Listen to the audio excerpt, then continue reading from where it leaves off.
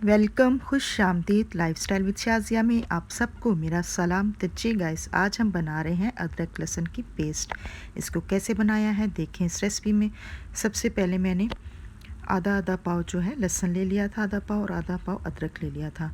और अब इनको मैंने ऊपर से छिलका उतार के धो लिया था और धो के ड्राई कर लिया था। देखिए हाथ बिल्कुल खुश्क है और जिस बर्तन में आपने डाला है वो भी खुश्क होना चाहिए। अच्छे से इसको अपने पंखे के नीचे रख के धो के ड्राई कर लेना है।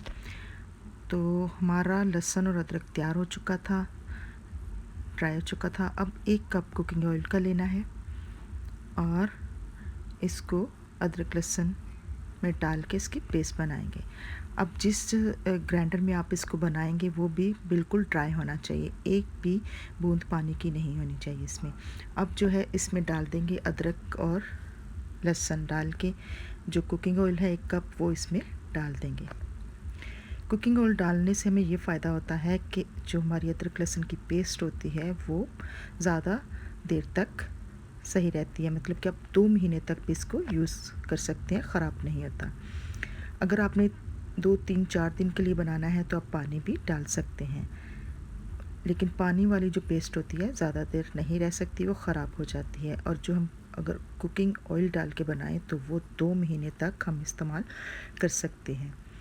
एक तरीका ये भी होता है कि जो हम पानी में बनाते हैं अदरक लहसुन की पेस्ट, उसको हम क्यूब्स में डाल के रख लें। जिस तरह बर्फ़ के क्यूब्स बनाते हैं इसी तरह अदरक लहसुन की भी क्यूब्स बना सकते हैं, लेकिन ज़्यादा पायदार ये होती है और अच्छी भी होती है, फ्लेवर भी चेंज नहीं होता है।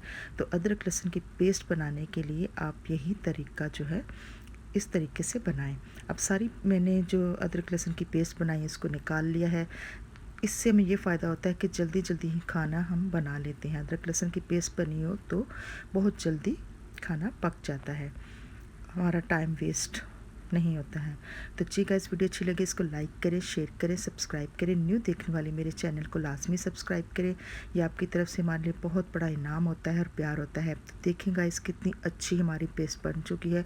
अब इसको आप जार में डाल के रख सकते हैं और जिस जार में डाल के रखेंगे उसको बिल्कुल खुश्क होना चाहिए। थैंक यू फॉर वॉचिंग, मिलेंगे न्यू रेसिपी में।